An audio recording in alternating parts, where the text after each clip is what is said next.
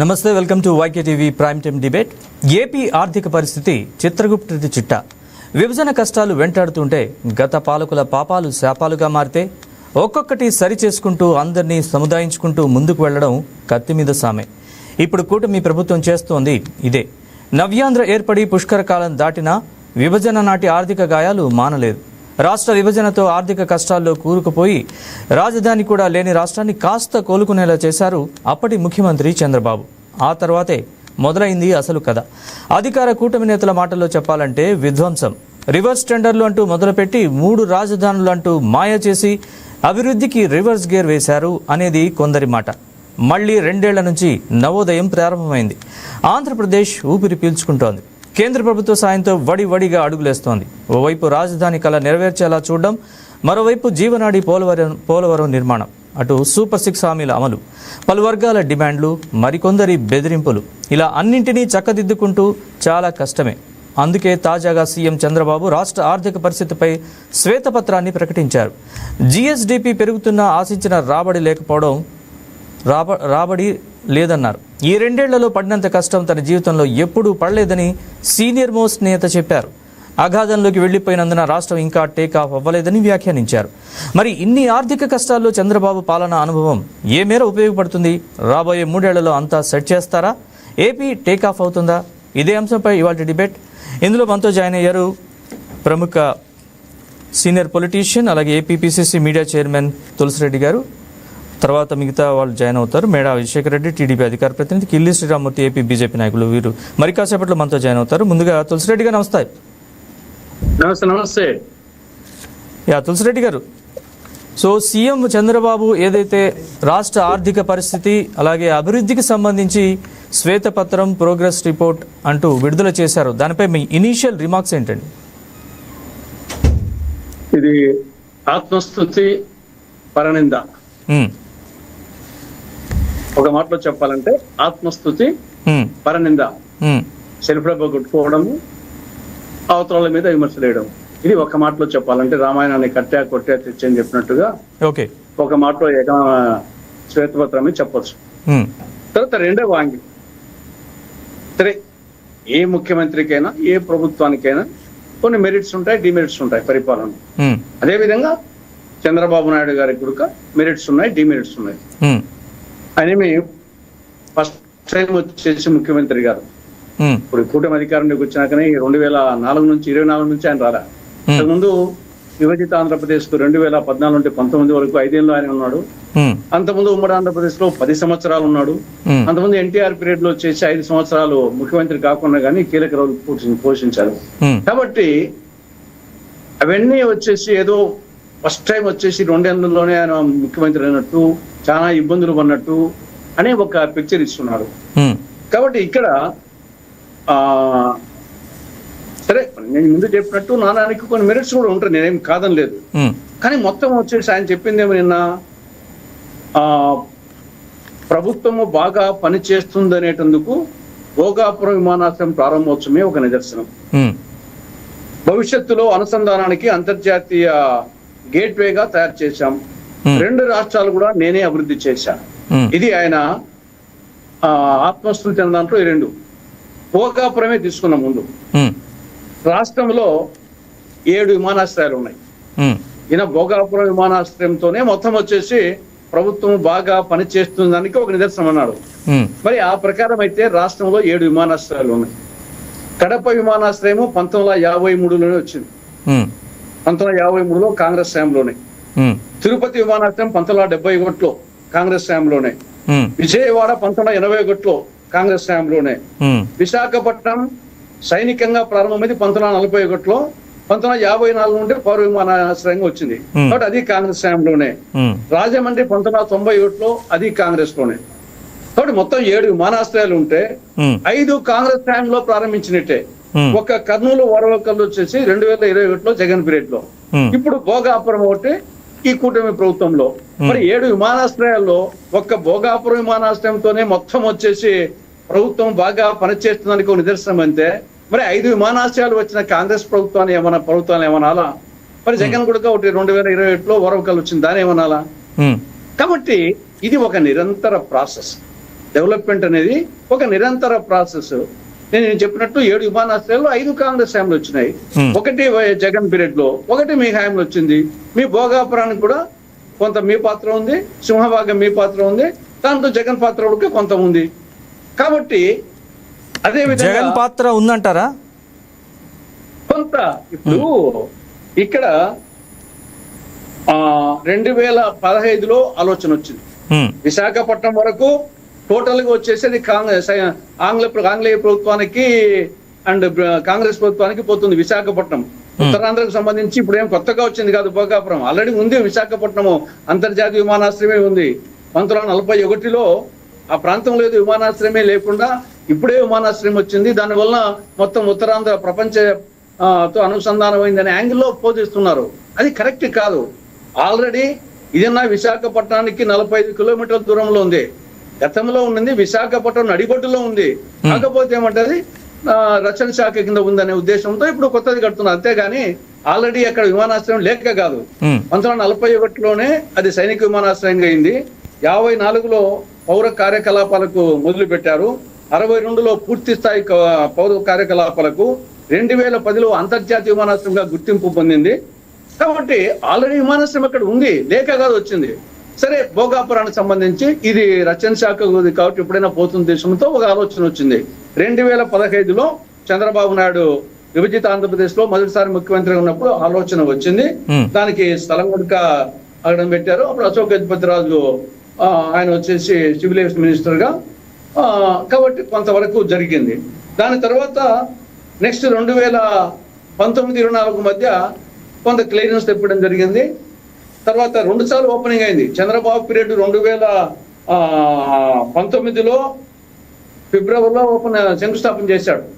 మళ్ళా జగన్మోహన్ రెడ్డి 2023 మే 3న మళ్ళా ఓపెనింగ్ చేశారు, శంకుస్థాపన చేశారు. కాబట్టి చంద్రబాబు ఒకసారి శంకుస్థాపన చేశాడు, జగన్మోహన్ రెడ్డి ఒకసారి శంకుస్థాపన చేశాడు. ఇప్పుడు ప్రారంభమైంది. వాళ్ళ సింహభాగం వచ్చేసి డెఫినెట్ గా కుటుంబ ప్రభుత్వానికి ఇవ్వచ్చు. కానీ దాంట్లో అంతో ఇంత ఆయన పాత్ర ఉంది. ఆ మేరకు మా భోగాపురంలో మీ ఇద్దరి పాత్ర అయితే మరి 5 విమానాశ్రయాలు వచ్చేసి మా హయాంలో మా పాత్ర ఎంత ఉందని అలా మా వల్ల వచ్చేసి రాష్ట్రం ఎంత డెవలప్ అయింది మేము చెప్పుకోవాలా? కాబట్టి అది విమానాశ్రయానికి సంబంధించి. ఇంకా మిగతా మొత్తము 2 రాష్ట్రాలు నేనే అభివృద్ధి చేశా. నేను ముందే చెప్పినట్టు ఒక నిరంతర ప్రస్తావన. దీంట్లో పోనీ ముందు తెలంగాణ తీసుకున్నాం. హైదరాబాద్ వచ్చేసి కదా మెయిన్ గా ఆయన చెప్తున్నది హైదరాబాద్ నగరాన్ని నేనే డెవలప్ చేసినాని. హైదరాబాద్ నగరం ఎప్పుడు డెవలప్ అయింది, ఎప్పుడు ప్రారంభమైంది? 1591లో ప్రారంభమైంది. 435 సంవత్సరాల సుదీర్ఘ ప్రస్థానం కలిగినటువంటి నగరం. వివిధ పీరియడ్ లో డెవలప్మెంట్ అయితే వచ్చింది. గోల్కొండ ఈయన కట్టినాడా? గోల్కొండ కోట. హుస్సేన్ సాగర్ ఈయన తవ్వించినాడా? చార్మినార్ ఈయన కట్టించినాడా? అవన్నీ కట్టించారని చంద్రబాబు చెప్పలేదు కదా సార్. మరి నేను మొత్తం నేనే డెవలప్. సైబరాబాద్ నిర్మాణం ఐటీ డెవలప్ చేశానని ఎప్పుడు చెప్పినా అదే చెప్తున్నారు కదా. మరి వచ్చేసి అదేనా గారి తర్వాత డెవలప్ కాలేదా? ఆ పీరియడ్ లో 1989లో రాజీవ్ గాంధీ పీరియడ్ లో శామ్ పిట్రోడా సాయంతో మొత్తం సమాచార విప్లవము, ఎలక్ట్రానిక్ విప్లవం వచ్చింది. కానీ 91లో ఎల్పిజి సిస్టమ్ తో పివి నరసింహారావు, మన్మోహన్ సింగ్ కాంబినేషన్ లో ఎల్పి సిస్టమ్ వచ్చింది. ఆ నేపథ్యంలో వచ్చేసి ఓవరాల్ గా మెట్రోపాలిటన్ సిటీస్ లో అంతలెక్కల అటు హైదరాబాద్ కానీ, బెంగళూరు కానీ, ఢిల్లీ కానీ, పూనా కానీ, చెన్నై కానీ, బాంబే కానీ అంతలెక్కల దాన్ని ఉపయోగించుకున్నారు. ఆ నేపథ్యంలో ఎవరు ముఖ్యమంత్రి ఉంటే వాళ్ళకి అడ్వాంటేజ్ వచ్చింది. ఆ ముఖ్య ఆసనంలో ఈయన ముఖ్యమంత్రిగా ఉన్నాడు. అది మళ్ళీ కంటిన్యూ అవుతుంది. అదేదో మిగతా దేశంలో ఏ రాష్ట్రంలో రానట్టుగా ఒక హైదరాబాద్ లోనే వచ్చినట్టుగా అప్పుడు బెంగళూరులో ఎవరు ముఖ్యమంత్రి ఉన్నా, చెన్నైలో ఎవరు ముఖ్యమంత్రి ఉన్నా వాళ్ళందరూ చుట్టూ కొట్టుకోవాలి ఇక్కడ ఇట్లా ఈ విధంగా. కాబట్టి అది కొంతవరకు చెప్పుకుంటే పర్వాలేదు. కానీ అది ఏదో మొత్తం వచ్చేసి ఈయన డెవలప్ చేసినట్లు, మిగతా వాళ్ళు ఏం డెవలప్ చేయనట్టు అనే ఒక పిక్చర్ ఇవ్వడం అనేది అందుకోసమే కొంత అతి ఎక్కువగా ఉంది. అతి సర్వత్రా వర్జయత్ అని సెల్ఫ్ డబ్బా కొట్టుకోవడం కొంచెం ఎక్కువగా ఉంది అని నా అభిప్రాయం. రైట్, మీ ఇనిషియల్ రిమార్క్స్ అయితే మళ్ళీ మాట్లాడదాం సార్. ఒక్క నిమిషం. టీడీపీ నుంచి మేడా విజయశేఖర్ రెడ్డి గారు అధికార ప్రతినిధి. సార్ నమస్తే విజయ్ గారు. సార్ నమస్కారం. మీకు అట్లాగే తులసిరెడ్డి గారికి, అట్లాగే వెంకయ్యటీవీ ప్రేక్షకులందరూ కూడా నమస్కారం. సార్, మొన్న ఏదైతే వాస్తవ పరిస్థితులను వివరిస్తూ చంద్రబాబు నాయుడు గారు ఒక శ్వేతపత్రాన్ని విడుదల చేశారు. సార్, ఆ శ్వేతపత్రాన్ని విడుదల చేయడానికి ప్రధానమైన కారణం 2019 ముందర ఆంధ్ర రాష్ట్ర పరిస్థితి ఎలా ఉండింది అంటే విభజిత ఆంధ్రప్రదేశ్ 2014 తర్వాత 19 వరకు ఎలా ఉండేది, 19 నుంచి 24 వరకు ఏ రకమైన విధ్వంసం జరిగింది, 24 తర్వాత మళ్ళా ఏ రకమైన ఎఫర్ట్ మనం పెట్టి ఏ రకంగా మనము ఈ రోజు అవిశ్రాంతంగా పోరాడుతూ దీన్ని కొంత మెరుగుదల చేయడానికి మనం ప్రయత్నం చేస్తున్నాం. సార్ ఎక్కడైనా ఎట్లా విధ్వంసం జరిగింది, ఏ రకంగా డిస్ట్రక్షన్ జరిగిందని మనం ప్రజలకు తెలియజేస్తే మనం పడుతున్న శ్రమ ఏంటి, మనం చేస్తున్న కృషి ఏంటి కూడా ప్రజలకు తెలుస్తుంది. ఇప్పుడు ఏదో అంతా బాగున్న రాష్ట్రాన్ని ఇప్పుడు వైసీపీ నాయకులు కొందరు ఏం చెప్తారు, మేము దిగిపోయే నాటికి 8,000 కోట్ల రూపాయలు ఖజానాలో ఉన్నాయని మాట్లాడుతున్నారు. కానీ అప్పులు ఎంత ఉన్నాయి, రకరకాల సమస్యలు ఏంటనే మాట వాళ్ళు మాట్లాడలే. కాబట్టి వాస్తవాలు వివరించడానికి ప్రజలకు చంద్రబాబు నాయుడు గారు చేసిన ప్రయత్నమే తప్పితే మొత్తం నేనే చేశాను అంతా నా వల్ల అయిందనే మాట ఎక్కడ ఆయన మాట్లాడలే. సార్ కొన్ని సూచికలు మారదాం, ఏదైతే స్టాటిస్టిక్స్ ఆయన విడుదల చేశారో అదే మారదాం. సార్ అప్పుల గురించి మాట్లాడితే నేను మన తులసిరెడ్డి గారు చెప్పినట్టు ఎయిర్పోర్ట్స్ తర్వాత ఎయిర్పోర్ట్స్ ఇష్యూ కూడా వస్తాయి. కానీ ముందు 2014లో విభజిత ఆంధ్రప్రదేశ్ ఎప్పుడైతే వచ్చిందో, ఎప్పుడైతే తెలంగాణ ఆంధ్రప్రదేశ్ వేరయ్యాయో ఆ రోజు మనకు వచ్చిన అప్పు 1,08,000 కోట్లు సార్. అయితే 2019 జూన్ నాటికి అంటే తెలుగుదేశం ప్రభుత్వం దిగిపోయే నాటికి ఆ రోజున్న బడ్జెటరీ బారోయింగ్స్ వచ్చి 2,50,000 కోట్లు. అట్లాగే బడ్జెట్ తో సంబంధం లేకుండా పిఎస్సిస్ ద్వారా తెచ్చిన అప్పులు 1,60,000 కోట్లు. అంటే మొత్తం 3,75,000 కోట్లు జూన్ 2019 నాటికి మనకున్న అప్పు. ఆ రోజుతో పోల్చుకుంటే 24 మధ్యలో అంటే 19 నుంచి 24 మధ్యలో మొత్తం వైసీపీ వారు చేసిన అప్పులు 6 లక్షల కోట్ల పైమాట. అంటే 3,75,000 కోట్ల ఉన్న అప్పు 9,74,000 కోట్లకు పాకింది. అంటే ఈ 2019 నుంచి 24 మధ్యలో వైసీపీ వారు చేసినప్పుడు 6 లక్షల కోట్ల పైమాట. ఈ డబ్బులు ఇంత డబ్బులు తీసుకొచ్చి ఎక్కడ పెట్టారు సార్? ఒకటి 27% గా అంటే జిఎస్డిపి డెబిట్ రేషియో 27% గా ఉన్న పరిస్థితి 2019 జూన్ నాటికైతే 2024 జూన్ నాటికి అది 34.5% అంటే 35% పాకింది. సార్ ఈ రోజు 2024 పరిస్థితి ఏంటంటే ఈశాన్య రాష్ట్రాల తర్వాత అంటే ఎక్కడైతే అండర్ డెవలప్డ్ రాష్ట్రాలు ఉన్నాయి ఈశాన్య రాష్ట్రాలు, వాటి తర్వాత పంజాబ్ హిమాచల్ ప్రదేశ్ తర్వాత అత్యంత దయనీయమైన పరిస్థితి ఉన్నది ఆంధ్రప్రదేశ్. 35% అంటే జిఎస్డిపిలో మన డెబిట్ రేషియో అంటే మనకున్న అప్పుల పరిస్థితి చూసుకుంటే ఆ రేషియో 35%గా ఉంది. ఇది చాలా దారుణమైన విషయం. విజయ్ గారు ఒక్క నిమిషం ఇక్కడ 2000 సార్ నీతి ఆయోగ్ ఏం చెప్పింది సార్? నీతి ఆయోగ్ ఏం చెప్పింది 2025లో ఏం చెప్పింది? అసలు మనము జీరో డెట్ సస్టైనబిలిటీ పరిస్థితికి వచ్చాము. తెచ్చిన అప్పులు కట్టే పరిస్థితిలో ఆంధ్రప్రదేశ్ లేదు. మనం ఏ అప్పులైతే చేసామో రకరకాల బ్యాంకుల ద్వారా రకరకాల ఇన్స్టిట్యూషన్ ద్వారా దాన్ని తిరిగి రీపేమెంట్ చేసే పరిస్థితిలో ఆంధ్రప్రదేశ్ లేదు. అట్లాగే ఏదైతే ప్రాయోజిత పథకాలు సెంట్రల్ గవర్నమెంట్ ఇస్తూ ఉందో స్టేట్ కి వాటిని ఇక్కడ కూడా ఏది రన్ చేయడం లేదు. మన కాంట్రిబ్యూషన్ ఏదైతే ఉందో ఆంధ్రప్రదేశ్ నుంచి ఆ డబ్బులు మనం ఇవ్వలేక కేంద్ర పథకాలకి అన్ని పథకాలు కూడా ఆగిపోయే పరిస్థితి. ఇవన్నీ కూడా వాస్తవాలు కాదా సార్? నేను అంటున్నా ఈ రోజు మనం 7,000 కోట్ల రూపాయలు మనము మళ్ళా ఏదైతే సమస్యలు ఉన్నాయో ఈ కేంద్ర పథకాలకు ఆ పథకాలకు మన కాంట్రిబ్యూషన్ 7,000 కోట్లు చెల్లించిన తర్వాతనే మళ్ళా ఆ పథకాలన్నీ కూడా మళ్ళా ఈ రోజు దే కేమ్ ఇంటు ఎఫెక్ట్. అవి మళ్ళా ప్రారంభమయ్యాయి. జల్ జీవన్ మిషన్ కావచ్చు రకరకాల ఏదైతే మన కేంద్రం నుంచి డబ్బులు వస్తున్నాయో అవన్నీ అయిపోయిన పరిస్థితి 2024లో. సార్ నేను అంటున్నా కేవలము బటన్ నొక్కితే డబ్బులు వేస్తే ప్రజలకు ఆ డబ్బులు వేసిన దానికి మనకు ఓట్లు వేస్తారనే ఒక భ్రమలో బతికిన జగన్మోహన్ రెడ్డి గారు ఏ రకంగా ఈ రాష్ట్రాన్ని సర్వనాశనం చేశారు సార్? కొన్ని సూచికలు మీకు చెప్తా. 2019 జూన్లో ఆ రోజున్న జిఎస్డిపి గ్రోత్ రేట్ అంటే 13.5%. జిఎస్డిపి అంటే గ్రాస్ స్టేట్ డొమెస్టిక్ ప్రొడక్ట్. అంటే ఆ రోజున ప్రొడక్ట్స్ కావచ్చు సర్వీసెస్ కావచ్చు మొత్తం ఏదైతే ఈ రాష్ట్రంలో ప్రొడ్యూస్ అవుతాయో దాని మొత్తం వాల్యూ కలిపి జిఎస్డిపి అంటాం. అది ఆ రోజు గ్రోత్ రేటు 13.5%గా ఉంది. ఏది 2019 జూన్లో. ఓకే జూన్లో. అదే 2024 జూన్ నాటికి అది 10.5% పడిపోయింది. అంటే 3% గ్రోత్ రేట్ తగ్గిపోవడానికి ప్రధానమైన కారణం ఏంటి? వైసీపీ అనుసరిస్తున్న విధానాలు కాదా? అట్లాగే సార్ పర్ క్యాపిటల్ ఇన్కమ్ అది కూడా 13% పైగా ఉన్న పర్ క్యాపిటల్ ఇన్కమ్ 9.5% పడిపోయింది. మరి మీరు అంటున్నారు కదా మేము 2,50,000 కోట్లు డీబీటీ స్కీమ్స్ ద్వారా ప్రజలకు ఇచ్చామని. మరి ప్రజలకు మీరు డబ్బిస్తే వాళ్ళ కొనుగోలు శక్తి పెరగాలి కదా, పర్ క్యాపిటల్ ఇన్కమ్ పెరగాలి కదా. మళ్ళీ ఎందుకు 3%, 3.5% గ్రోత్ రేట్ తగ్గిపోయింది? దీనికి సమాధానం చెప్పాలి వైసీపీ వాళ్ళు. సరే, తులసిరెడ్డి గారు ఆయన పెద్ద మనిషి, కాంగ్రెస్ వైపు, ఆయన కాంగ్రెస్ నాయుడు కాబట్టి, పాలించింది వాళ్ళు కాదు కాబట్టి ఆయన క్వశ్చన్ చేయలేం మనం. సరే, ఆయన ఒక పెద్ద మనిషిగా, జడ్జిగా వైసీపీకి టీడీపీకి మధ్యలో ఒక జడ్జిమెంట్ ఇవ్వచ్చు ఆయన. కానీ వైసీపీ నాయకులు దీని మీద ఆన్సర్ చెప్పాలి. నేనంటున్నా, ఈ రోజు అదే జిఎస్డిపి గ్రోత్ రేటు మళ్ళా 12.07% మళ్ళా పెరిగింది. ఈ రోజు ఏదైతే 10.5 ఉన్నిందో జూన్ 2024లో ఆ జిఎస్డిపి గ్రోత్ రేట్ ఈ రోజు మళ్ళా 12.07 వచ్చింది. ఇది ఎవరి ఆధ్వర్యంలో వచ్చింది? ఎవరి కృషి వల్ల వచ్చింది? 1.5% మళ్ళా గ్రోత్ రేట్ పెరిగింది. సార్, అందుకెందుకు 2019-24 మధ్యలో ఈ గ్రోత్ రేట్ పడిపోవడం వల్ల 6 లక్షల కోట్ల పైన మనకు రావాల్సిన రెవెన్యూ, ఏదైతే రాష్ట్రానికి రావాల్సిన రెవెన్యూ కావచ్చు, లేదంటే ఈ జిఎస్డిపి ఏదైతే ఉందో 6 లక్షల కోట్లు మనం నష్టపోయాం. రైట్, ఒక్క నిమిషం విజయ్ గారు.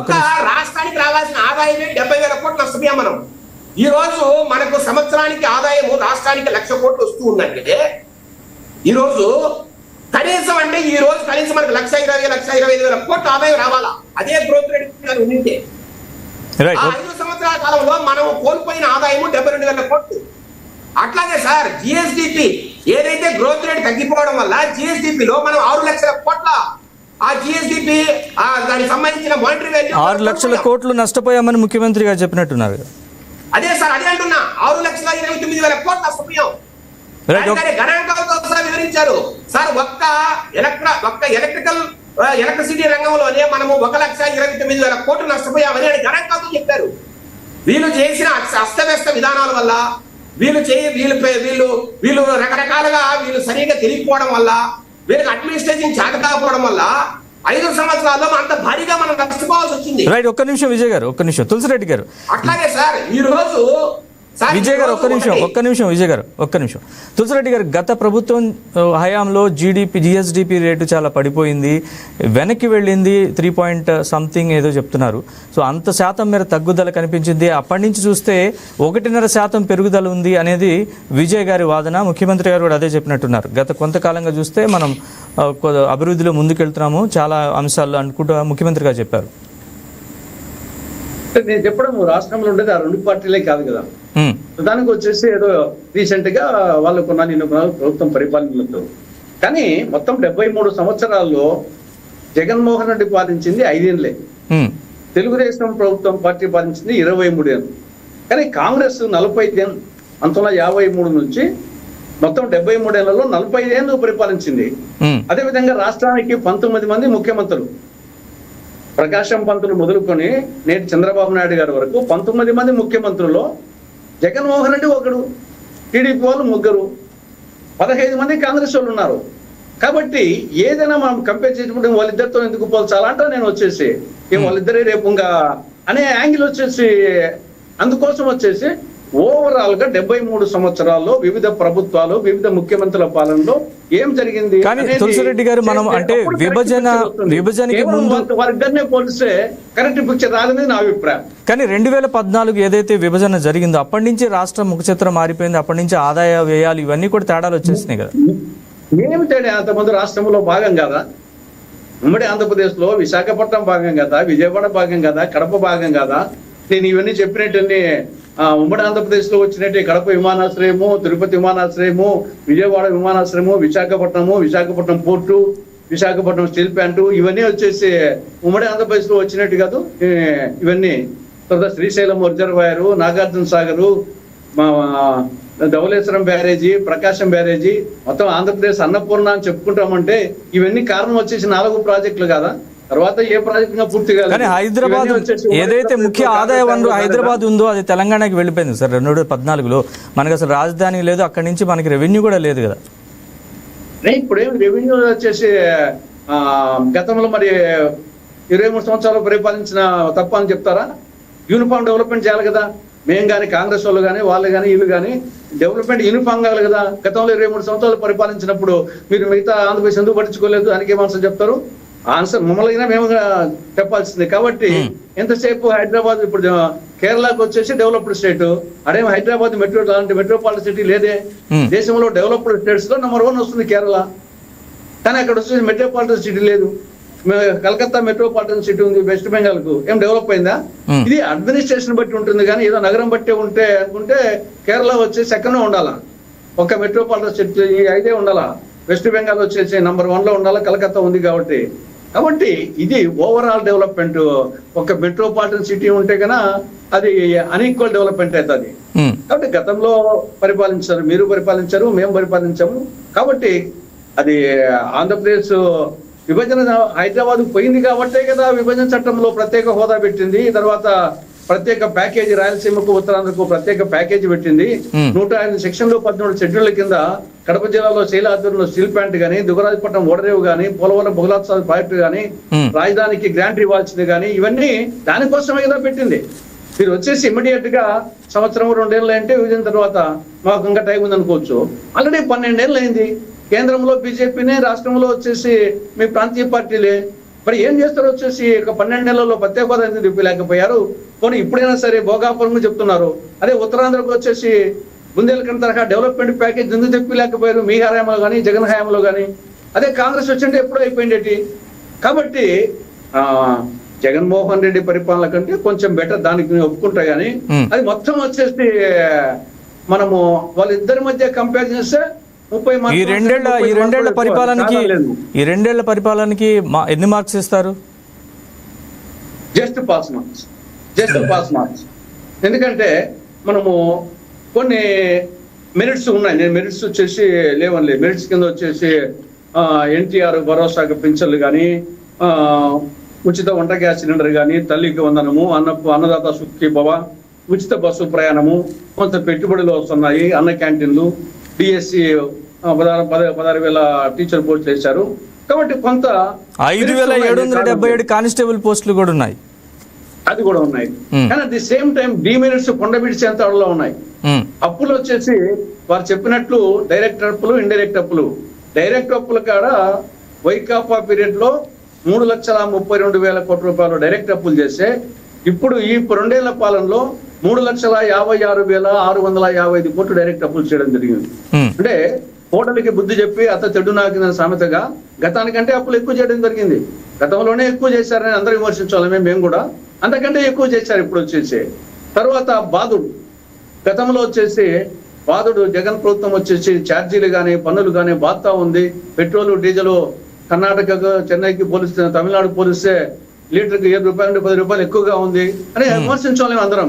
కానీ ఇప్పుడు ఏమైంది? మరేం దాని గురించి వచ్చిన తర్వాత అదే కొనసాగుతా ఉంది. తర్వాత విద్యుత్ సర్దుబాటు ఛార్జీల పేరుతో మేము తగ్గించినామంటున్నారు, కానీ సర్దుబాటు ఛార్జీల పేరుతో 21,243 కోట్ల రూపాయలు అదనపు భారం మోపడం జరిగింది. నిత్యావసర ధరలు నింగినట్టున్నాయి. కాబట్టి ఎరువుల ధరలు పెరిగిపోయినాయి. కేంద్రం కావచ్చు కారణం, మీ కూటమే కదా. కాబట్టి ఒకవైపు బాధుడు, సూపర్ 6 మీరు అధికారంలోకి వచ్చడానికి ప్రధాన కారణం సూపర్ 6. దాంట్లో ప్రధానమైన 3 ఐటమ్స్ అట్నే ఉన్నాయి. నిరుద్యోగ వృత్తి కానీ, ఆడబిడ్డ నిధి కానీ, 50 ఏళ్ళకే పెన్షన్ కానీ. తర్వాత గతంలో మధ్య ఆంధ్రప్రదేశ్, జూదాంధ్రప్రదేశ్ ని విమర్శించోళ్ళమే. ఇప్పుడు అంతకంటే ఎక్కువ అయిపోయింది. మండలానికి 4 మద్యం షాపులు, 40 బెల్ట్ షాపులు. మధ్య ఆంధ్రప్రదేశ్, జూదాంధ్రప్రదేశ్, డ్రగ్ ఆంధ్రప్రదేశ్, గంజాయి ఆంధ్రప్రదేశ్ గతానికంటే ఏమాత్రం తక్కువకుండా తగ్గేదేలా అనే విధంగా పోతా ఉన్నారు. కాబట్టి ఆరోగ్యశ్రీ అనారోగ్యశ్రీ అయిపోయింది. ఫీజు రీయింబర్స్మెంట్ బకాయిలు పెరిగిపోతున్నాయి కొండల్లా. కొత్తగా ఒక ఇల్లు కట్టలేదు, పాత ఇల్లు ఏదో రిపేర్ చేసుకుని దానికి ఇచ్చారు తప్పున చేసి కొత్తగా ఒక ఇల్లు కట్టలేదు, కొత్తగా ఒక పెన్షన్ ఇవ్వలేదు. కాబట్టి డిమెరిట్స్ చెప్పుకుంటే అనేకం ఉన్నాయి, కానీ మెరిట్స్ కూడా ఉన్నాయి. అందుకోసము జస్ట్ పాస్ మార్క్స్ అంటున్నాం. రైట్. విజయశేఖర్ రెడ్డి గారు ఏం చెప్తారు?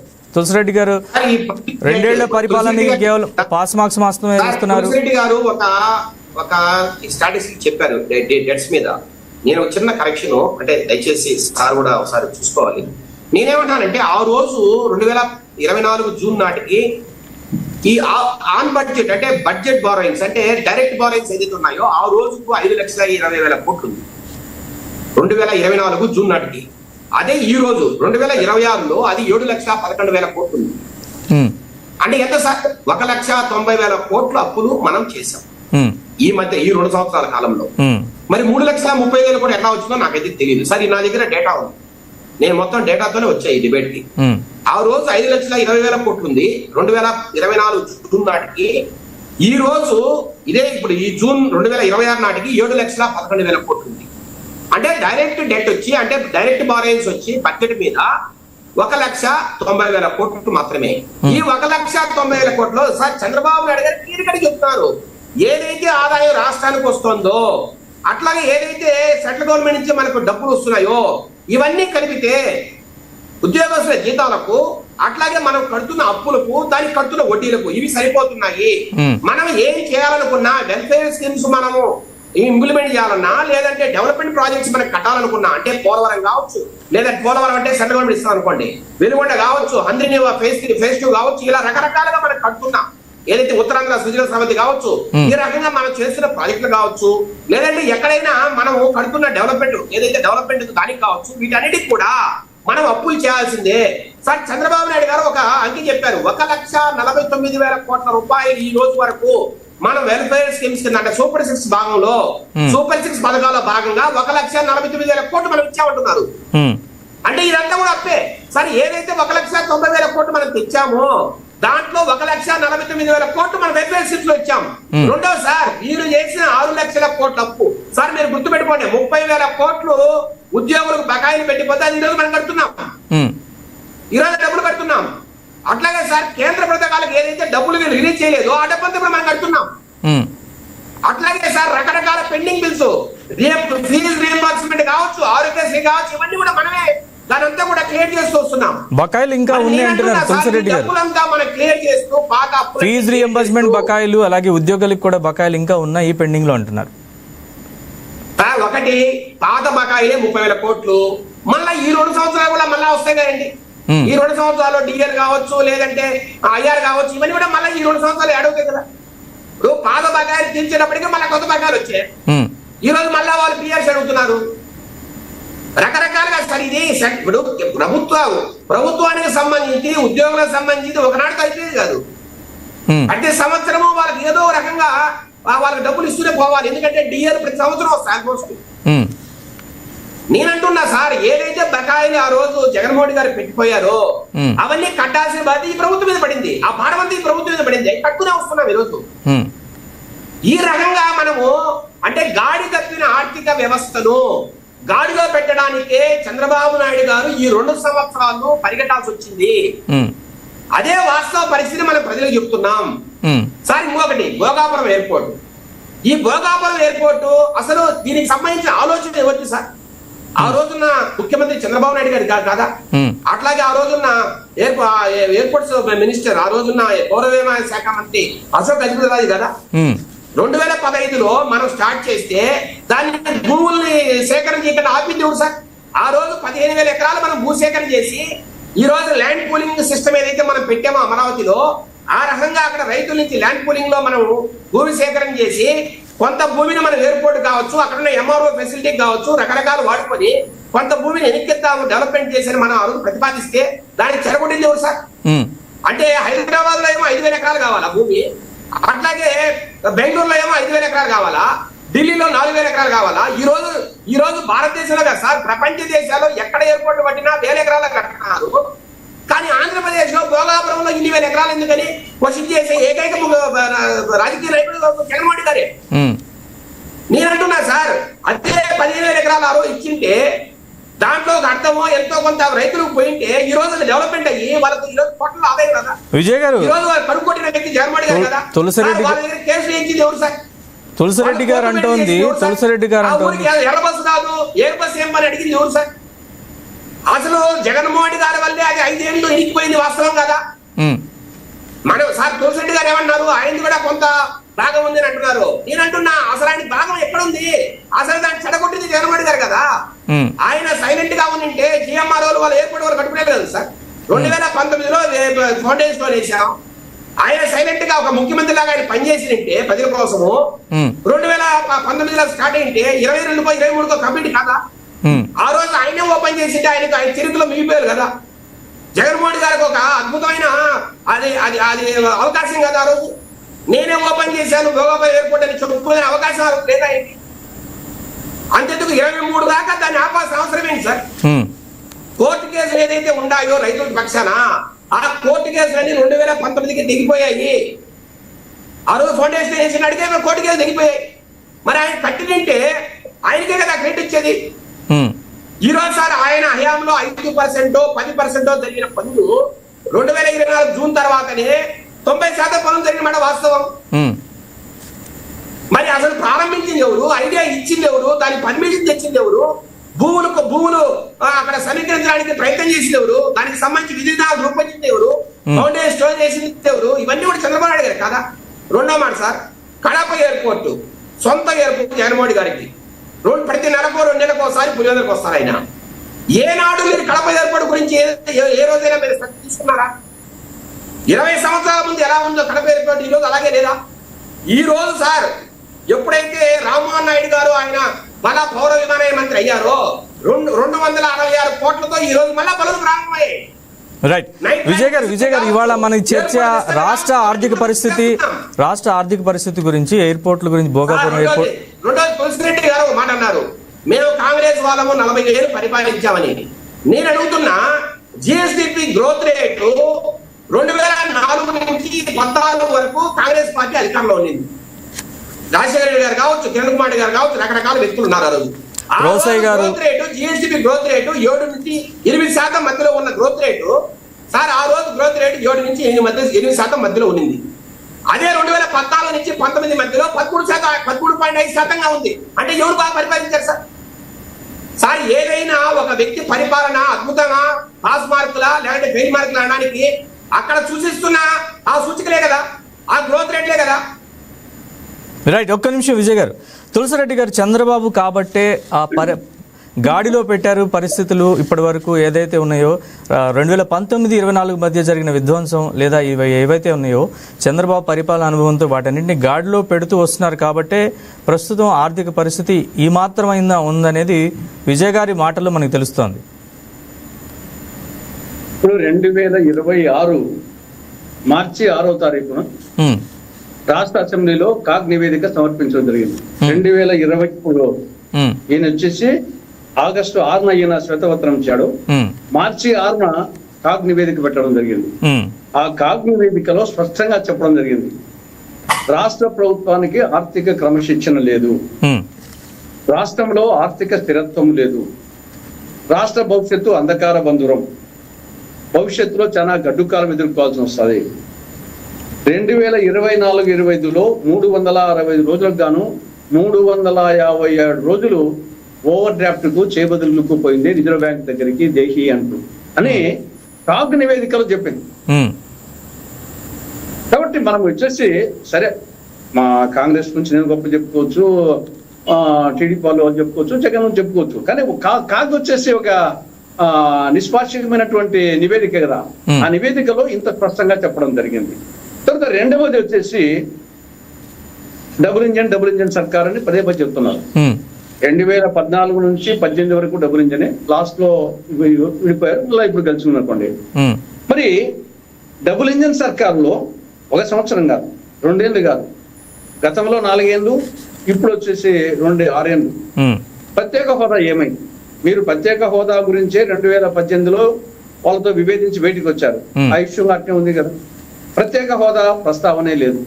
తర్వాత తులసిరెడ్డి గారు ప్రత్యేక హోదా ముగిసిన అధ్యాయం అని కేంద్రం ఎన్నో సందర్భాల్లో పార్లమెంట్ లోపల చెప్పింది, బయట చెప్పింది, ఇంకా మరి దాని గురించి ప్రస్తావించడం అది అంటే ఇప్పుడు చెప్పండి, మీరు కూడా ముగిసిన అధ్యాయం అంటారా? చెప్పండి, ఆ మాటను చెప్పండి. కేంద్ర ప్రభుత్వం చెప్పింది కదా, వాళ్ళు ముగిసిన అధ్యాయం అని చెప్పిన తర్వాతనే మీరు బయటికి వచ్చేసి సెపరేట్ గా పోటీ చేశారు ఆ రోజు. ఆ ఇష్యూ అట్నే ఉంది కదా.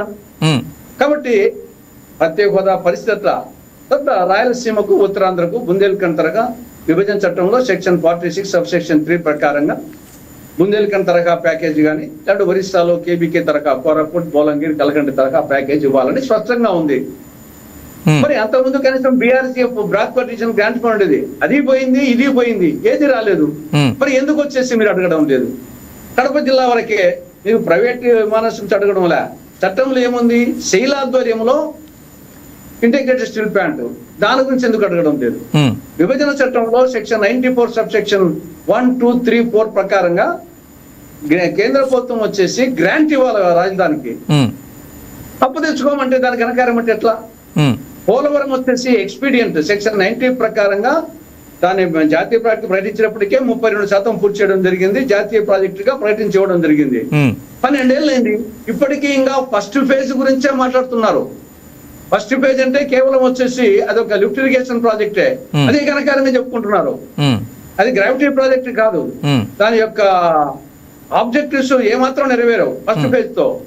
టోటల్ గా 150 అడుగులు అయితేనే తప్ప 45.72 మీటర్లు అయితేనే తప్ప అది 7,20,000 ఎకరాలకు సాగునీరు అందదు. ఇది కొత్త ఆయకట్టుకు 11 లక్షల చిల్లర ఎకరాకు శ్రీకరణ రాదు. 960 మెగావాట్ల విద్యుత్ జల విద్యుత్ రాదు.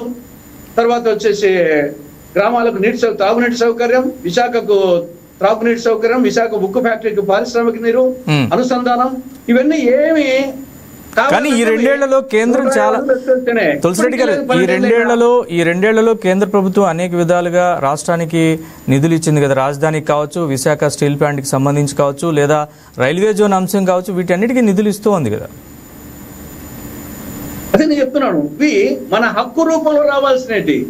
ఇది చట్టంలో ప్రత్యేక హోదా పార్లమెంట్ లో ఆనాటి ప్రధానమంత్రి ప్రస్తావించారు. మిగతా అన్ని చట్టంలో ఉన్నాయి. కడప జిల్లాలో స్టీల్ ప్లాంట్ కానీ, దుగ్గరాజపట్నం ఓడరేవు కానీ, పోలవరానికి నిధులు కానీ, రాజధానికి నిధులు కానీ, మిగతా విశాఖ చెన్నై ఇండస్ట్రియల్ కారిడర్ కానీ, విశాఖ విజయవాడ మెట్రో కానీ, మిగతా 13 కేంద్రీయ సంస్థలు కానీ, ఇవన్నీ చట్టంలో ఉన్నాయి. 12 ఏళ్ళు అయింది. 12 ఏళ్లలో కేంద్రంలో బీజేపీ ఉంది. మీరు గతంలో 5 ఏళ్ళు, ఇప్పుడు 2 ఏళ్ళు, 7 ఏళ్ళు జగన్మోహన్ రెడ్డి ఫెయిల్ ఒప్పుకున్నాం. కానీ మీరు సాధించాల్సినట్టు మీరెంతవరకు సాధించారు? కాబట్టి దానికి ఆన్సర్ చెప్పాలి కదా. నేను అసలు మీ హయాంలో సాధించాలని చెప్పలేదు. గతానికంటే కొంచెం బెటర్ ఈసారి ఈ రైల్వే జోన్ రావడం కానీ, సరే కేకే పోయినా కానీ కొన్ని అవుతున్నాయి. కానీ ఇప్పటికీ గతంలో పోలవరానికి ఏం తేలేదు, ఇప్పుడు పోలవరానికి అంత తెస్తున్నారు. కానీ అమరావతి రాజధానికి వచ్చేసి స్టిల్ అప్పులే. ఇది చాలా ప్రమాదం.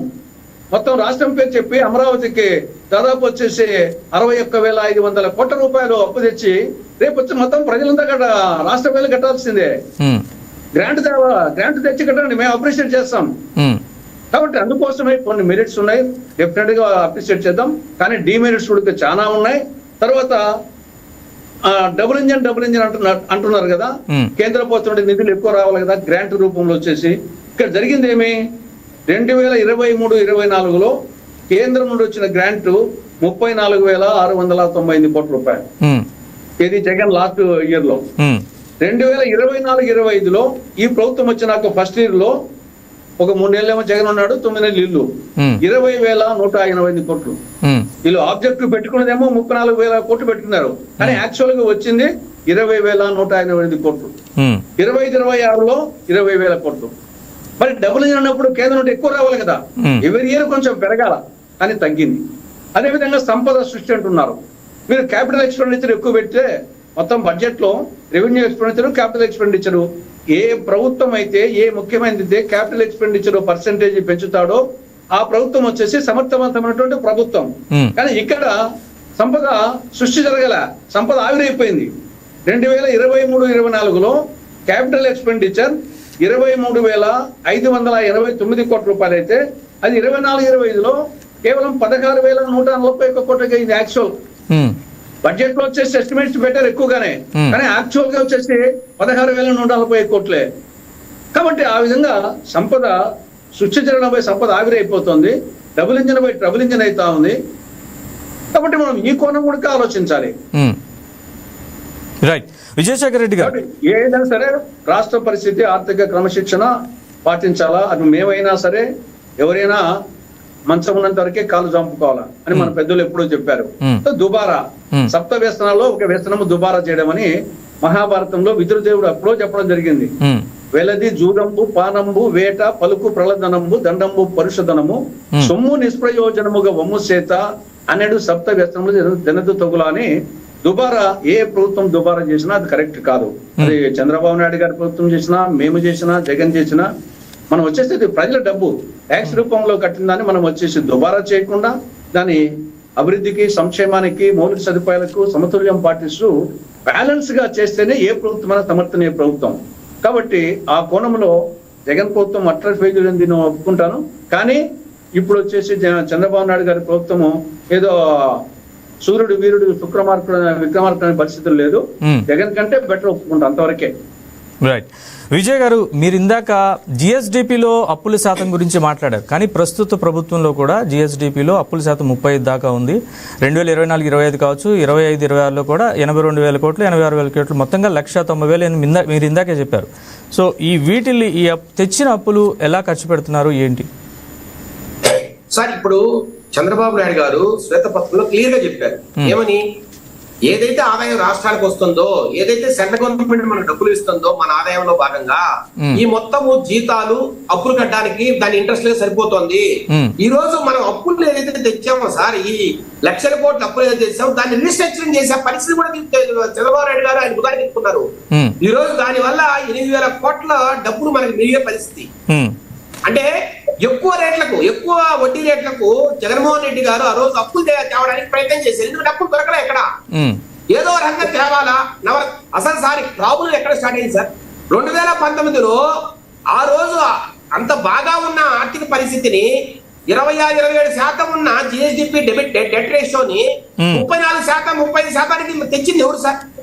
సరే, వీళ్ళు ఏమైనా పోలవరం కట్టారా సార్? పోలవరానికి 5 ఏళ్లలో ఖర్చు పెట్టిన డబ్బు 6,000 కోట్లు మాత్రమే. దయచేసి అర్థం చేసుకోవాలి. తులసిరెడ్డి గారు అంటోంది క్యాపిటల్ ఎక్స్పెండిచర్ ఏదైతే ఉందో చాలా సార్. ఇంకోటి అదే, ఇప్పుడు తులసిరెడ్డి గారు ఒక మాట చెప్పారు. ఆ రోజు 23,000 కోట్లు క్యాపిటల్ ఎక్స్పెండిచర్ ఉంది. 2024-25 16,000 కోట్లు అన్నారు సార్. అప్పుడప్పుడే ప్రభుత్వం వచ్చింది. అక్కడ ప్రాధాన్యతలు ఏంటి, ఏదేది మనం ఖర్చు పెట్టాలనేది అప్పుడే ప్రభుత్వం కొన్ని రోజులు టైం పట్టింది. ఈ రోజు మీరు చూడండి, 2026-27కి ఈ రోజు క్యాపిటల్ ఎక్స్పెండిచర్ 48,000 కోట్లు. మూలధనం వ్యయం ఏదైతే ఉందో మన బడ్జెట్ లో ఈరోజు మీరు గమనించండి, 48,000 కోట్ల రూపాయలతో మనం ఈ రోజు క్యాపిటల్ ఎక్స్పెండిచర్ ని మనం అవుట్ చేసాం. దాంట్లో రకరకాల ప్రాజెక్టులు కడుతున్నాం సార్. 23,000 కోట్లు ఎక్కడ వైసీపీ ప్రభుత్వంలో, 45,000 కోట్లు ఎక్కడ? అంటే మనం ఏదైతే బడ్జెట్ ప్రవేశపెట్టామో, మనం ఏ రకంగా అయితే ఈ రోజు సంక్షేమ పథకాలు అందిస్తున్నామో అంతే తరహాలో అదే లెవెల్లో ఈ రోజు మనము ఇది కూడా చేస్తున్నాం. క్యాపిటల్ ఎక్స్పెండిచర్ కూడా ఖర్చు పెడుతున్నాం. దాంట్లో భాగంగా రకరకాల ప్రాజెక్టులు కడుతున్నాం సార్. అసలు వెలుగొండ ప్రాజెక్టు 2024 ఫిబ్రవరిలో అప్పటికి ఇంకా 2,000 కోట్ల రూపాయలు ఖర్చు పెట్టి దాన్ని రెడీ చేయాల్సిన టైంలో ఆ రోజు ఆయన జాతికి అంకితం ఇచ్చారు. 1,000 కోట్ల రూపాయలు రైతులకి ఆ రోజు వాళ్ళకి కాంపెన్సేషన్ డబ్బు కట్టాలి. ఇంకొక 1,000 కోట్లు, 1,000-1,500 కోట్లు ఖర్చు పెడితే గానీ అక్కడ ఉన్న కాలువలు కావచ్చు, లేదంటే డ్యామ్ తర్వాత వారు చేసిన సమస్యలు ఏదైతే ఉన్నాయో, కన్స్ట్రక్షన్ ఇష్యూస్, ఆ బ్రిడ్జెస్ కావచ్చు, అది కంప్లీట్ అయ్యే పరిస్థితి. ఈ రోజు మీరు గమనించండి, ఈ 2 సంవత్సరాల్లో మన ఇరిగేషన్ మినిస్టర్ రామానాయుడు గారు ఎన్నిసార్లు ఈసారి ఈ మధ్య కాలంలో వెలువడి ప్రాజెక్ట్కి వెళ్ళారు? ఏ రకంగా ఆయన తిరుగుతున్నారు? ఇప్పుడు వర్క్లు అవుతున్నాయి సార్. నెక్స్ట్ ఇయర్ కి 2,000 కోట్లు ఖర్చు పెడితే వెలుగొండ ఎప్పుడు పూర్తవుతుంది విజయ్ గారు? పోలవరం అనేది చాలా పెద్ద ప్రాజెక్టు. అది ఒకసారిగా పూర్తయ్యేది కాదు. అందుకనే phase 1, phase 2 పెట్టుకున్నాం సార్. phase 1 లో 1,00,000 ఎకరాల భూమిని మనం తీసుకుంటే phase 1 కంప్లీట్ అయ్యే పరిస్థితి. 41 మీటర్స్ హైట్ అది. అదే phase 2 అయితే మన తులసిరెడ్డి గారు చెప్పినట్టు 45 మీటర్ల పైన, దానికి ఇంకా 2,00,000 ఎకరాలు మనకు భూసేకరణ కావాలి. ఇవన్నీ మనం చేసుకుంటూ పోతే ఏనాటికి పూర్తవుతుంది భూసేకరణ ఇలాగా? అందువల్ల ఏంటంటే దీన్ని 2 భాగాలుగా విభజించారు. phase 1 సార్ 119 క్యూబిక్ వాటెవర్ దాని పిఎంసి 119 ఏదైతే క్యూబిక్ మీటర్ ఏమంటారు దాన్ని, టీఎంసీనా, 119 టీఎంసీలు నిలబెట్టడానికి ఈ రోజు ఫస్ట్ ఫేజ్ మనం వాడుతున్నాం. అట్లాగే మనం రెండో ఫేజ్ లో 190 టీఎంసీ అవుతాయి. అంటే ఒక 70-80 టీఎంసీలు తేడా ఉంది. అంటే 119 టీఎంసీలు మనము స్టోర్ చేసిన అది ప్రజలకు ఉపయోగపడదా? అట్లా ఉత్తరాంధ్ర కావచ్చు, లేదంటే మధ్యాంధ్ర కావచ్చు, లేదంటే గోదావరి జిల్లాలో కావచ్చు, 119 టీఎంసీలు సారీ టీఎంసీ 119 టీఎంసీలు ఫార్మర్స్ సరిపోవా? phase 1 కంప్లీట్ అయిన తర్వాత రైతులకు నియమించిన తర్వాత ఆ రకంగా సార్ ఉత్తరాంధ్ర కావచ్చు, లేకపోతే గోదావరి జిల్లాలు కావచ్చు, నీళ్లు సమృద్ధి అయిన తర్వాత phase 2 పోవడం వల్ల ఈరోజు చూడండి, మీరు ఏదైతే మధ్యలో మన ప్రాజెక్ట్ కట్టామో అది ఎత్తిపోతల పథకం కట్టాం కదా సార్, దాని వల్ల ఈ రోజు ఎంత అడ్వాంటేజ్ చెప్పండి. పోలవరం నుంచి ఈ రోజు నీళ్లు ఎత్తిపోయడం వల్ల మనము ఈ రోజు గత 10 సంవత్సరాల నుంచి కృష్ణా, గుంటూరు జిల్లాల వాళ్ళు ఈ రోజు దాన్ని వాడుకోవట్లేదా నీళ్ళని? అట్లాగే ఫేజ్ 1 కంప్లీట్ అవ్వడం వల్ల రైతులకు మంచి జరుగుతుంది. రెండో మాట, సో మీరు ఒక మాట అన్నారు, ఇప్పుడు అప్పుడున్న జిఎస్డిపి డెట్ రేషియో 35% అయితే ఇప్పుడు 36% కదా అని. సార్ మేమేం కాదనట్లే. ఇప్పుడు తులసిరెడ్డి గారు కాగు రిపోర్ట్ గురించి మాట్లాడారు, అన్ని వాస్తవాలే, అక్కడెక్కడ అవాస్తవాలే కాగు రిపోర్ట్. సార్ మేము అదే అంటున్నాం, కాగు రిపోర్టు ఏదైతే చెప్పిందో అదే నీతి ఆయోగ్ చెప్పింది. అయ్యా జీరో డెట్ సస్టైనబిలిటీ అంటే మీరు తెచ్చిన అప్పులు కట్టడానికి మీకు సీను లేదు అని నీతి ఆయోగ్ చెప్పింది. ఆ స్టేజ్కి తీసుకెళ్ళింది ఎవరు? జగన్మోహన్ గారు కాదా? సార్ విజయ్ గారు, కాంగ్రెస్ ప్రభుత్వాలు కూడా, రాజశేఖర్ ప్రభుత్వం కావచ్చు, జగన్ కుమార్ గారి ప్రభుత్వం కావచ్చు, విజయ్ గారు క్రమశిక్షణ పాటించారు. సంపద సృష్టి జరిగిందని కూడా అడుగుతున్నారు తులసిరెడ్డి గారు, ఎంత మేరకు జరిగింది? నేను అదే అంటున్నా, 9.5% ఉన్న పర్ క్యాపిటల్ ఇన్కమ్ 2024 జూన్ లో ఈ రోజు 10.5 అయింది. అంటే అది సంపద సృష్టి కాదా? అంటే ఒక వ్యక్తికి రావాల్సిన ఆదాయము 1% పెరిగితే అది సంపద సృష్టి కాదా అది? అంటే సార్ సంపద సృష్టి అంటే ఏంటి సార్?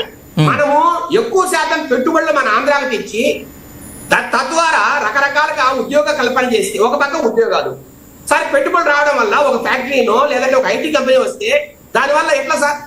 ఒక పక్క కన్స్ట్రక్షన్ లేబర్ కి ఆదాయం వస్తుంది, లేదంటే రకరకాల వెండర్స్ ఏదైతే ఆ కన్స్ట్రక్షన్ డైరెక్ట్ ఇండైరెక్ట్ ఎంప్లాయ్మెంట్ వస్తుందండి, లేదంటే సార్ అక్కడున్న హోటల్స్ కో లేదంటే రెస్టారెంట్ కో అక్కడున్న వాళ్ళందరికీ కూడా ఆదాయం వస్తుంది. అట్లాగే సార్ అది కన్స్ట్రక్షన్ పూర్తయి ఆపరేషన్ స్టార్ట్ అయిన తర్వాత ఉద్యోగస్తులకు ఆదాయం వస్తుంది. ఇదే కదా మరి ఈ రకంగా మనము తెచ్చే పెట్టుబడులు సంవత్సరం ఈ మధ్య కాలంలోనే మనము ఒక గాడిన పెట్టాం. ఈ రోజు 23 లక్షల కోట్ల పెట్టుబడులకు సంతకాలు జరిగాయి. దాంట్లో 6 లక్షల కోట్ల పైన ఆల్రెడీ గ్రౌండ్ బ్రేకింగ్ సెరమనీ జరిగింది. ఈ మధ్య కాలంలో 6 లక్షల కోట్ల పైన ప్రారంభోత్సవాలు చేసి, అంటే ఫౌండేషన్ స్టార్ట్ చేసి ఫౌండేషన్ వేసి ముందుకెళ్తున్న పరిస్థితి, కన్స్ట్రక్షన్ స్టార్ట్ చేయని పరిస్థితి. ఇవన్నీ రియలైజ్ కావడానికి సంవత్సరం 2 సంవత్సరాలు టైం పడుతుంది. ఇక్కడెక్కడ మ్యాజిక్ స్టిక్ ఎవరి దగ్గర లేదు సార్. చంద్రబాబు నాయుడు గారు సంపద సృష్టి అన్నాడంటే ఒక 5 సంవత్సరాలు 10 సంవత్సరాలు నాకు టైం ఇస్తే నేను రకరకాల పెట్టుబడులు తెచ్చి ఈ రాష్ట్రాన్ని ప్రగతి పదంలో నడిపిస్తాను అనేదేనా, లేకపోతే ఇంకేమైనా ఉంటుందా సార్? ఒక పక్క పెట్టుబడులు తేవడం, రాష్ట్ర ఆదాయాన్ని పెంచుకోవడం, రెండో పక్క మనం ఏదైతే దుబారా చేస్తున్నామో, డబ్బులు దుబారా చేస్తున్నామో దాన్ని తగ్గించుకోవడం. సార్ ఇప్పుడు వెల్ఫేర్ స్కీమ్స్ ఎక్కడ మేము ఆపట్లే. ఏదైతే సూపర్ 6 పథకాలు చెప్పామో దాంట్లో 1-2 కొన్ని ఇబ్బందులు ఉన్నా కూడా మిగతాన్ని ఇస్తున్నాం. సార్ మీరు గమనించండి, ఒకప్పుడు రెండు తప్ప మిగతావన్నీ అమలు చేశామని ముఖ్యమంత్రి గారు చెప్పారు. అందులో ఒకటి నిరుద్యోగ వృత్తి, ఇంకొకటి మహిళలకు నెల సాయం, ఇంకొకటి సార్ ఆడబిడ్డ నిధి తప్పితే మిగతా వాటిని అమలు చేస్తున్నాం. సార్ నేను అంటున్నా, ఒకప్పుడు సంవత్సరానికి 50,000 కోట్ల రూపాయలు వైసీపీ గవర్నమెంట్ ప్రజలకు వెల్ఫేర్ స్కీమ్స్ ద్వారా ఇస్తే ఈ రోజు మనం 65,000 కోట్లు ఇస్తున్నాం సంవత్సరానికి. మరి ఎవరు బాగా ఇస్తున్నట్టు అది గమనించాలా సార్? రెండో మాట, ఇప్పుడు అమరావతి ఉంది. అమరావతి సార్ ఈ రోజు మనం సార్ మన తులసిరెడ్డి గారు చెప్పినట్టు 61,000 కోట్లతో మనం కట్టుతున్నాం. తులసిరెడ్డి గారు కూడా సంక్షేమ పథకాల అమల్లో చాలా బెటర్ గానే ఉంది అని చెప్పారు. సంక్షేమ పథకాల గురించి ఆయన మాట్లాడలే, అమరావతి గురించి మాట్లాడారు. ఇప్పుడు అమరావతిని తీసుకుందాం సార్. అమరావతి ఏం చెప్పాం సార్? సెల్ఫ్ ఫైనాన్సింగ్ ప్రాజెక్ట్ ఇది అని చెప్పాం సార్. దాంట్లో భాగంగా నారాయణ గారు క్లియర్ గా ఒక ప్రెస్ మీట్ పెట్టి చెప్పారు, 5,000 ఎకరాలు పక్కన పెట్టాం. ఈ 5,000 ఎకరాలు ఒక్కొక్క ఎకరా 20 కోట్లు, ఒక 4 సంవత్సరాలకు 5 సంవత్సరాలకు 6 సంవత్సరాలకు ఎకరా 20 కోట్లు అమ్మినాడు. 1,00,000 కోట్ల డబ్బు మనకు వస్తుంది. ఆ 1,00,000 కోట్లతో అమరావతికి చేసిన అప్పులు తీరుస్తామని క్లియర్ కట్ గా చెప్పిన వాస్తవం కదా. ఇంకో రెండో మాట ఏంటంటే, ఈ రోజు మనం ఏదైతే అప్పులు తెస్తున్నామో ఈ ఏషియన్ డెవలప్మెంట్ బ్యాంక్ నుంచి కావచ్చు, లేదంటే వరల్డ్ బ్యాంక్ నుంచి కావచ్చు, మనం మొట్టమొదటిగా 15,000 కోట్ల రూపాయలు అప్పులు తెచ్చాం. ఈ అప్పులకు ఈ రోజు కేంద్ర ప్రభుత్వం చెప్తోంది, దీన్ని గ్రాంట్ రూపంలో ఇవ్వడానికి మేము కూడా ప్రయత్నం చేస్తాం. ఏదైతే మీరు అప్పు తెచ్చుకున్నారో మొట్టమొదట ఫస్ట్ ఇన్స్టాల్మెంట్ లో దీన్ని గ్రాంట్ గా మారుస్తామని ఇప్పటికే నరేంద్ర మోడీ గారు చెప్పారు. అది కూడా ప్రాసెస్ లో ఉంది. నిజంగా అది కానీ గ్రాంట్ రూపంలో మారితే ఖచ్చితంగా అది మనకు హెల్ప్ అవుతుంది సార్. ఈ రోజు అప్పులు తేవడానికి కూడా సెంట్రల్ గవర్నమెంట్ మనకు ఎంతో హెల్ప్ చేస్తుంది. లేదంటే ఇంత అప్పులు ఎవరిస్తారండి? 36% జిఎస్డిపి డెట్ రేషియో ఉన్న రాష్ట్రానికి ఎవరైనా అప్పిస్తారా? కానీ ఈ రోజు 50,000 60,000 కోట్ల రూపాయలు అమరావతికి మనం తేగలుగుతున్నామంటే అది కేవలం నరేంద్ర మోడీ గారు అక్కడ పీఎంగా ఉండడం వల్ల కాదా సార్? నేను అంటున్నా, కాంగ్రెస్ పార్టీ వారు దయచేసి తులసిరెడ్డి గారు కూడా ఆలోచించాలా. 2014లో మీరు విభజిత ఆంధ్రప్రదేశ్ చట్టాన్ని తీసుకొచ్చారు. తీసుకొచ్చిన తర్వాత అమలు చేయాల్సిన బాధ్యత ఉంది తర్వాత వచ్చే ప్రభుత్వానికి. వాళ్ళు ఏమన్నారు, అయ్యా మేము స్పెషల్ స్టేటస్ ఎవరికి ఇవ్వట్లేదు, ఏ రాష్ట్రానికి మేము ఇచ్చినా ఇంకొక రాష్ట్రం వల్ల మమ్మల్ని అడుగుతారు, దానివల్ల మాకు ఇబ్బంది వస్తుంది, అట్లా కాకుండా మీకు వేరే రూపంలో మేము హెల్ప్ చేస్తామని వాళ్ళు చెప్పిన మాట వాస్తవం. స్పెషల్ ప్యాకేజ్ అన్నారు కదా తర్వాత, స్పెషల్ ప్యాకేజ్ అన్నారు తర్వాత. అదే సార్ ఈ రోజు మనకి అమరావతికి ఇంత డబ్బులు ఉన్నాయన్నా, లేదంటే ఈ రోజు విశాఖపట్నం రైల్వే జోన్ వచ్చిందన్నా, ఇట్లా రకరకాలుగా మనకి ఏదైతే సహాయం జరుగుతుందో ఇవన్నీ సెంట్రల్ గవర్నమెంట్ వల్ల కాదా? ఈ రోజు ఇన్ని అప్పులు కావచ్చు, ఈ రోజు సార్ మనకి ఫైటర్ జెట్స్ ఇండస్ట్రీ ఏదైతే వచ్చిందో అనంతపురకు, అది ఎవరికి సార్? అది సెంట్రల్ గవర్నమెంట్ కృషి వల్ల కాదా? వారు ఇస్తేనే కదా. అట్లాగే డ్రోన్ ప్రాజెక్ట్స్ ఈ రోజు 1,00,000 కోట్లకు పైగా ఫైటర్ జెట్స్ ప్రాజెక్ట్స్, అట్లాగే డ్రోన్ ప్రాజెక్ట్స్ అనంతపురం కర్నూలు జిల్లాలో నెలకొల్పుతున్న మాట వాస్తవం కదా. అట్లాగే రకరకాలుగా వేరే రకాల అంటే ఏదైనా మనకు ఈ ఆయిల్ కి సంబంధించిన ఈఓసీఎల్ పరిశ్రమలు కావచ్చు, లేదా ఐఓసీఎల్ సంబంధించిన పరిశ్రమలు కావచ్చు, ఇవన్నీ వేల కోట్లతో నెలకొల్పుతున్న వాస్తవం కదా సార్. అంతెందుకు సార్, నిన్న నరేంద్ర మోడీ గారు భోగాపురం ఎయిర్పోర్ట్ విమానాశ్రయానికి ప్రారంభోత్సవం వచ్చినప్పుడు 18,000 కోట్ల రూపాయల ప్రాజెక్ట్స్ ను ఆయన ఫౌండేషన్ వేశారు. దాంట్లో విశాఖపట్నం సెమీ కండక్టర్ ప్రాజెక్ట్ ఉంది, అట్లాగే 5,600 కోట్లతో హైవే ప్రాజెక్ట్స్ నిర్మించేది ఉంది. అట్లాగే సార్ మనకి గ్రీన్ ఏదైతే క్లీన్ ఎనర్జీ ఉందో దానికి సపరేట్ ట్రాన్స్మిషన్ లైన్స్ కూడా ఈ రోజు ఆంధ్రప్రదేశ్ లో ఏ రాష్ట్రానికి ఇవ్వని సహాయం ఈ రోజు ఆంధ్రప్రదేశ్ లో క్లీన్ ఎనర్జీ ట్రాన్స్మిషన్ కి సపరేట్ లైన్స్, దానికి సపరేట్ సిస్టమ్స్, ఇవన్నీ కూడా సెంట్రల్ గవర్నమెంట్ మనకి హెల్ప్ చేసిన మాట వాస్తవం కదా సార్. నేను అంటున్నా స్పెషల్ స్టేటస్ ఇవ్వలేదు, అది అందరికీ తెలిసే వాస్తవమే. బీజేపీ క్లియర్ గా చెప్పారు, అయ్యా మేము ఇవ్వము, తర్వాత ఇప్పుడు మాకు ఇబ్బంది ఉందని చెప్పారు సార్. చెప్పిన తర్వాత కాంగ్రెస్ వస్తే ఇస్తుందని అప్పుడెప్పుడో చెప్పినట్టున్నారు కదా. మనం ఖచ్చితంగా సార్ కాంగ్రెస్ వస్తే ఇస్తుందని అప్పుడెప్పుడు రాహుల్ గాంధీ గారు చెప్పినట్టున్నారు సార్. నేను అంటున్నా సార్, కాంగ్రెస్ వస్తే తులసిరెడ్డి గారిని అడుగుదాం, తులసిరెడ్డి గారిని అడుగుదాం. తులసిరెడ్డి గారు స్పెషల్ స్టేటస్ కాంగ్రెస్ వస్తే ఇస్తుందని అప్పుడు రాహుల్ గాంధీ గారు అన్నట్లు గుర్తు. సరే, అట్లా ఆ విషయం పక్కన పెడితే రాబోయే 3 ఏళ్లలో ఇప్పుడున్న పరిస్థితి అంతా మెరుగవుతుందని అనుకుంటుందా? కాంగ్రెస్ పార్టీ ఏం భావిస్తుంది? అలాగే ప్రస్తుతం ఉన్న తాజా పరిస్థితి, రాష్ట్ర ఆర్థిక పరిస్థితి, దీని ప్రభావం సంక్షేమ అభివృద్ధి కార్యక్రమాలపై ఏ విధంగా ఉంటుందని అనుకుంటున్నారు? ఇప్పుడు ఏదైనా రూపాయి రాక రూపాయి పోక, ఓవరాల్ గా ఒక కుటుంబ వ్యవహారమే ఒక రాష్ట్రానికి కానీ, అంటే రూపాయి రాష్ట్ర ప్రభుత్వానికి రూపాయి ఎట్లా వస్తుంది? ఒకటి కేంద్రం నుండి పన్నుల్లో వాటా, రెండవది కేంద్రం నుండి గ్రాంట్, అది కేంద్ర ప్రభుత్వం వచ్చేది. రాష్ట్రానికి సంబంధించి tax revenue, non tax revenue. Tax revenue కింద ప్రధానంగా 4 అంశాలు. ఒకటి వచ్చేసి జిఎస్టీలో వాటా, రాష్ట్ర ప్రభుత్వం జిఎస్టీ. రెండవది వ్యాట్, పెట్రోల్ డీజిల్ మీద వ్యాట్ అమ్మకం పన్ను. మూడవది వచ్చేసి స్టాంప్స్ అండ్ రిజిస్ట్రేషన్. నాలుగవది వచ్చేసి ఎక్సైజ్. ఇది ప్రధానంగా వచ్చేసి ట్యాక్స్ రెవెన్యూ కింద. నాన్ ట్యాక్స్ రెవెన్యూ కింద కొంత మైనింగ్ ఇటువంటివి వస్తాయి. కాబట్టి సెంట్రల్ గవర్నమెంట్ మీ కాక నెక్స్ట్ అప్పులు. ఇది ఓవరాల్ గా వచ్చేసి రూపాయి రాక. ఏ ఒక ప్రభుత్వం, సమర్థవంతమైన ప్రభుత్వం ఇప్పుడు పెంచుకుంటుంది? ట్యాక్స్ ప్రజల మీద వచ్చేసి భారం మోపకుండా, ఏ విధంగా ఒక తుమ్మెద పుష్పం మీద వాలి పుష్పానికి ఇబ్బంది కలగకుండా తుమ్మెదను ఆ మకరందాన్ని గ్రోలుతుందో, మకరందం తీసుకుంటుంది కానీ పుష్పాన్ని ఇబ్బంది పెట్టకుండా పరపరాగ సంపర్కం ద్వారా పుష్ప వ్యాప్తి చేస్తుంది. ఇది చాణక్యుడు చెప్పింది. ఆ విధంగా వచ్చేసి ఏ ప్రభుత్వమైనా, ఏ ముఖ్యమంత్రి అయినా పన్ను రూపంలో ప్రజలను బాధ పెట్ట స్థాయికి తీసుకోకుండా పన్ను రూపంలో కలెక్ట్ చేసి ఆ వచ్చిన దాన్ని అటు అభివృద్ధికి, సంక్షేమానికి, మౌలిక సదుపాయాలకు, అన్ని వర్గాలకు, అన్ని ప్రాంతాలకు వీలైనంత. మానవుని ఆశలు ఎక్కువగా ఉంటాయి, ఆదాయం లిమిటెడ్ గా ఉంటుంది, కానీ దాన్ని బ్యాలెన్స్ చేయడంలోనే. అది ఇక్కడ గత ఈ యొక్క ప్రజాస్వామ్య ప్రభుత్వంలో ఈ పోటీలు ఏర్పడి ఎలక్షన్ల కోసం వచ్చేసి తెలుసు, చంద్రబాబు నాయుడికి తెలుసు, మాకు తెలుసు, జగన్మోహన్ రెడ్డి కూడా తెలుసు, కానీ ఎన్నికల్లో గెలిచేదానికి ఎవరెవరు వచ్చేసి హామీలు ఇవ్వడము, దాన్ని ఇచ్చిన తర్వాత ఇప్పుడు వచ్చేసి నిజంగా ఉద్యోగస్తులకు వచ్చేసి మొత్తము ట్యాక్స్ రెవెన్యూలో 96% పోతా ఉంది, గతంలో ఎక్కువ పోతుంది, వాస్తవమే. కానీ దీన్ని చంద్రబాబు చెప్పింది తప్పేం కాదు. కానీ ప్రతిపక్ష పార్టీలు ఏమంటాయి? మీరు చెప్పారు కదా రోజు, తెలిసే చేస్తారు కదా, మీరు ఇంకా ఎక్కువ చెప్పారు కదా, అభివృద్ధి కార్యక్రమం అవి చేస్తాం ఇది చేస్తాం. తులసిరెడ్డి గారు కంక్లూడింగ్ గా ఏం చెప్తారు? ప్రజాస్వామ్యం యొక్క వీక్నెస్ తో అందరం వచ్చేసి ఈ విధంగా చేస్తున్నాము. ఎవరెవరు వచ్చేసి ఒక తులసిరెడ్డి గారు కంక్లూడింగ్ గా ఏం చెప్తారు మీరు? అంటే రాష్ట్రంలో ఇప్పుడు తాజాగా ఏదైతే ఉందో ఆర్థిక పరిస్థితి, చంద్రబాబు ప్రెస్ మీట్ ప్రకారం మీరు ఏం చెప్తారు తాజా పరిస్థితి మెరుగవడానికి?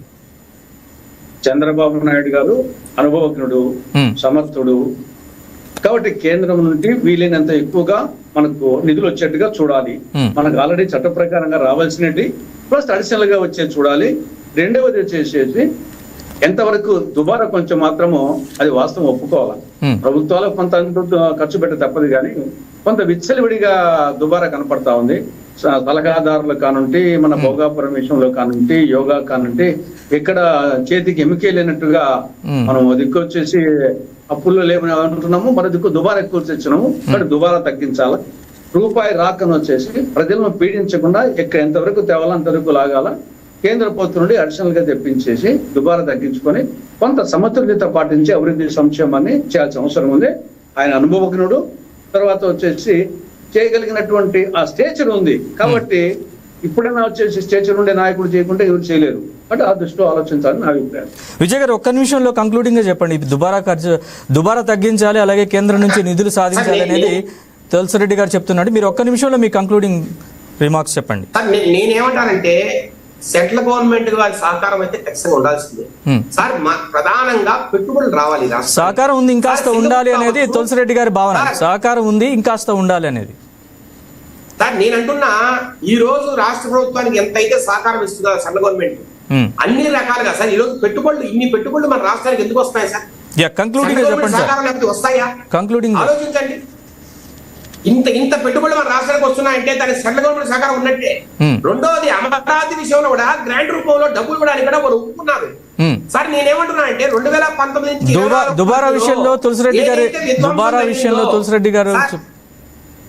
2019 నుంచి 24 మధ్యలో ఏదైతే విధ్వంసం జరిగిందో, వీళ్ళు అతి దారుణంగా అప్పులు చేశారో, ఈ రోజు మనకు వచ్చే రెవెన్యూ అంతా అప్పులు కట్టడానికి, దాని ఇంట్రెస్ట్ కట్టడానికి సరిపోతుంది. ఇక్కడ ప్రధానమైన సమస్య ఇదే. దీన్ని ఎలా అధిగమించాలి? దీనికి మనము ప్రైవేట్ ఇన్వెస్ట్మెంట్స్ లేకపోతే సెంట్రల్ గవర్నమెంట్ ఇన్వెస్ట్మెంట్స్ ఈ రాష్ట్రానికి తీసుకొచ్చి దాంట్లో రెవెన్యూ జనరేట్ చేయాలి ఒకటి. రెండవది తులసిరెడ్డి గారు చెప్పినట్టు దుబారా తగ్గించాలి. మేము అంటున్నాం సార్ భోగాపురం ఎయిర్పోర్ట్ 1000 కోట్లతో భోగాపురం ఎయిర్పోర్ట్ కడితే కనీసం ఒక 20-30 కోట్లు పెట్టి దాన్ని ఇనాగ్రేట్ చేసే పరిస్థితి లేకపోతే ఎవరైనా ఒప్పుకుంటారా సార్? ఒక ప్రైమ్ మినిస్టర్, ఒక చీఫ్ మినిస్టర్, ఇంతమంది డిగ్నిటరీస్ ఇంత వచ్చి భోగాపురం ఎయిర్పోర్ట్ ను సార్ నేను అడుగుతున్నా, యోగాంధ్ర అంటున్నారు. యోగాంధ్రకు మొత్తం ఆయన ఖర్చు 50 కోట్లు అండి. జగన్మోహన్ గారు 300 కోట్లు అని చెప్తారు. ఆయన మొత్తం ఆయన ఖర్చు 50 కోట్లు. ఆ 50 కోట్లు కూడా సార్ చాలా వరకు సెంట్రల్ గవర్నమెంట్ నుంచి వచ్చిన ఫండింగే. ఖర్చు పెట్టింది కాదు. వారు ప్రతి స్టేట్ కు కొంత డబ్బిచ్చారు. Right sir. విజయ్ గారు థ్యాంక్ యూ వెరీ మచ్ అండి. నేను అంటున్నా, ఏదైతే అంధకారం నెలకొల్పబడిందో ఈ రాష్ట్రంలో జగన్మోహన్ వల్ల, దాన్ని మరింత మెరుగ్గా తీసుకెళ్లడానికి సార్ శ్వేతపత్రం విడుదలని ప్రధాన కారణము. అయా ఇబ్బందుల్లో ఉంది ఈ రాష్ట్రము, దీన్ని మనం మెరుగుపరుచుకోవాలా. నా వంతు నేను ప్రయత్నం చేస్తున్నా. తులసిరెడ్డి గారు right sir. Thank you very much Vijayasekhar Reddy గారు. Thank you very much Vijayasekhar Reddy గారు, తులసిరెడ్డి గారు ఇవాళ డిబేట్లో పాల్గొన్నందుకు. సో వక్తలు చెప్తున్నట్లుగా, డిబేట్లో పాల్గొన్న పాల్గొన్న వక్తలు చెప్తున్నట్లుగా రాష్ట్ర ఆర్థిక పరిస్థితి మెరుగుదలకు అనేక సూచనలు చేశారు. ఇది ఇవాళ అంశం. మరో టాపిక్తో మళ్ళీ కలుద్దాం. చూస్తూనే ఉండండి YK TV.